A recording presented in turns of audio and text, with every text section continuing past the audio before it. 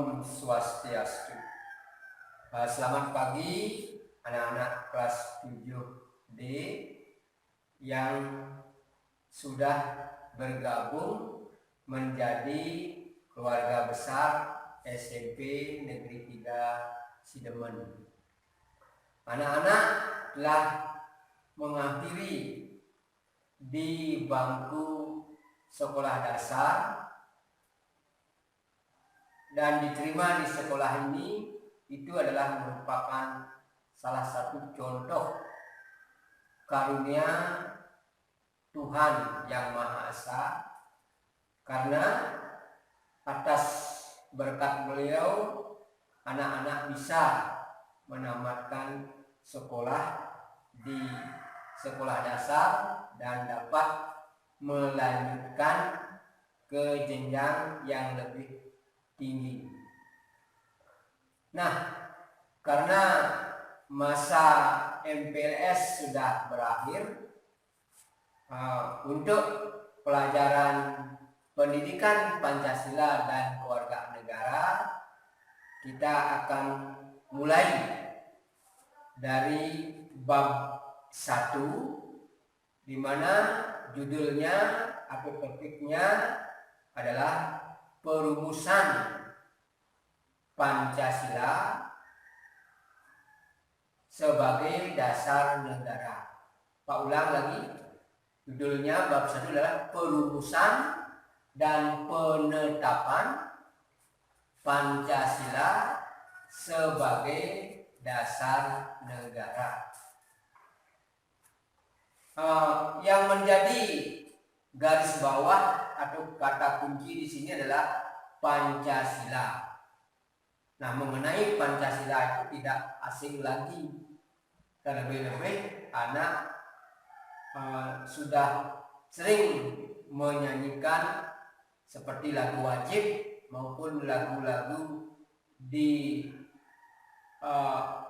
tempat lain, sepertinya untuk penyemangat pemain terutama sepak bola, itu sudah biasa, itu sudah ada, seperti lagu Garuda di Dadaku.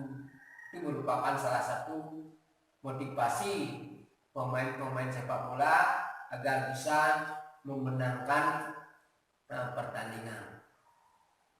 Ya, seperti yang Pak katakan tadi, kata kuncinya di sini adalah Pancasila. Ya, Pancasila itu Pak yakin anak-anak masih ingat dengan penjelasan Bapak maupun Ibu guru kalian di SD sekolah dasar bahwa Pancasila itu terdiri dari 2 urat kata, yaitu panca dan sila.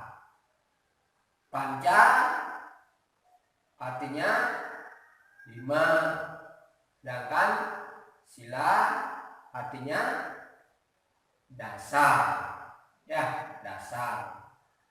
Anak-anak sudah paham dasar. Seperti rumah harus ada dasarnya. Ya, anak-anak masuk di sekolah dasar, di mana pada umumnya dasar itu adalah harus kuat, kokoh. Karena seperti contoh yang nyata, yang paling gampang, kalau rumah itu dasarnya tidak kuat atau tidak kokoh, jelas rumah itu akan gampang untuk roboh atau rusak. Mungkin juga kalian di sekolah dasar, kalau di sekolah dasar tidak lancar membaca, menghitung dan menulis, jangan harap untuk sekolah lanjutnya itu akan bisa lancar atau lebih sukses. Ya, Pancasila gampang, atau di mana-mana memang diwajibkan, di kantoran, di rumah, di sekolah, dipasang Garuda Pancasila. Nah, seperti yang Pak katakan tadi, Pancasila itu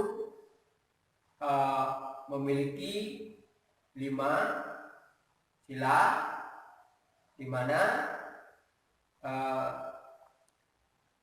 kelima sila itu nanti secara lengkap dapat anak-anak saksikan dalam tayangan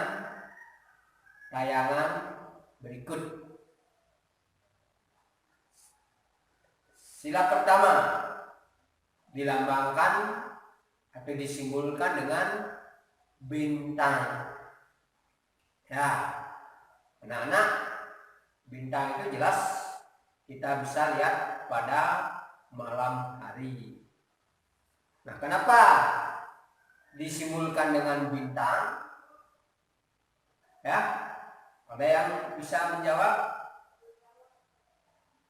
Ya, jawaban kalian Pak tambahkan. Ya, bintang itu adalah benda angkasa yang tertinggi kedudukannya atau letaknya. Ya, manusia tidak bisa mencapai bintang. Kita yakin semua ciptaan Tuhan, binatang, manusia, tumbuh-tumbuhan, dan segalanya itu adalah ciptaan Tuhan. Bintang yang tertinggi. Ya, kecuali kita yakin bahwa semua itu adalah ciptaan Tuhan. Tuhan yang Maha Esa. Itu bintang. Nah, kemudian tayangan berikutnya adalah simbol sila yang kedua, kemanusiaan yang adil dan beradab. Dilambangkan dengan rantai. Yang namanya rantai itu adalah jelas dia bisa kuat, dia saling mengikat satu sama lainnya. Nah, sebab kalau rantai itu putus, jelas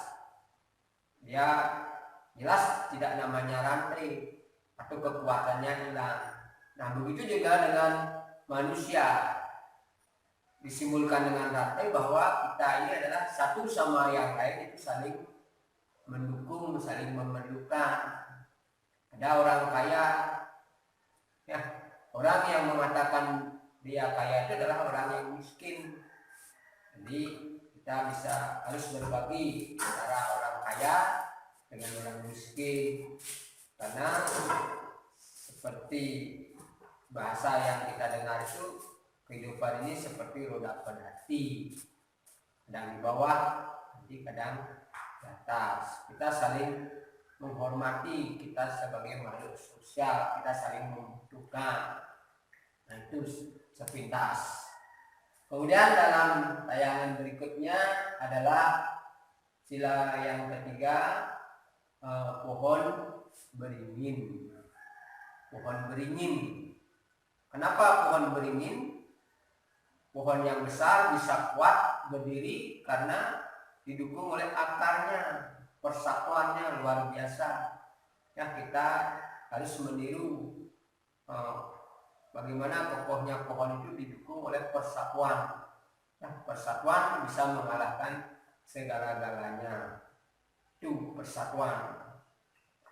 Sedangkan sila yang keempat, kerakyatan, yang dipimpin oleh hikmat kebijaksanaan dalam permusyawaratan perwakilan, disimbolkan dengan kepala banteng.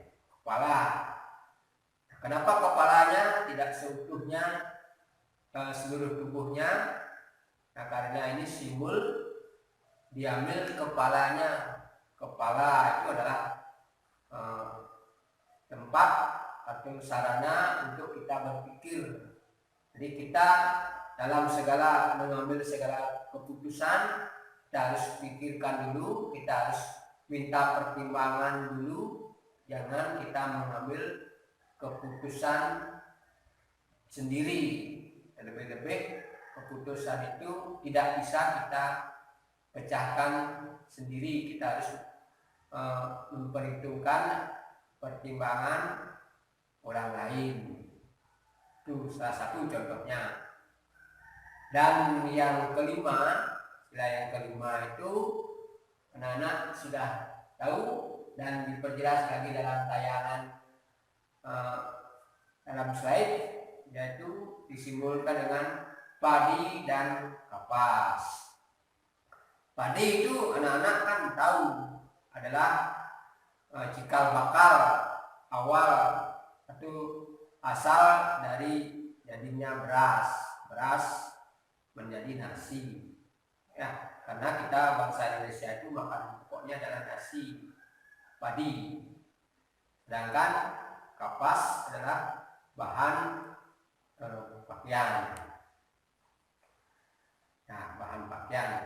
Jadi sandang dan pangan, karena itu adalah merupakan kebutuhan pokok kita. Ya,